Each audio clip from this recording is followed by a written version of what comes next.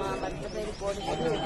3 నెలల నుంచి అక్కడ నేను 3 నెలలు అక్కడ ఉంటే 3 నెలలు ఇక్కడ ఉన్నాను. 3 నెలల నుంచి టార్చర్ చూపిస్తున్నారు. మీ 12 లక్షలు తీసుకోండి ఇంకెళ్ళు, మాకొద్దు, మాకు చెప్పుకోలే బాధ అని మా తల్లిదండ్రులు కూడా బాగా చెప్తారు.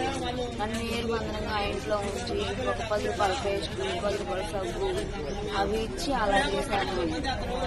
మా మావయ్య, మీ మావయ్య బేవర్సోళ్ళు, మీ తొలి బేవర్సోళ్ళు, అందరూ బేవర్సోళ్ళు అని చెప్పి అన్నారు.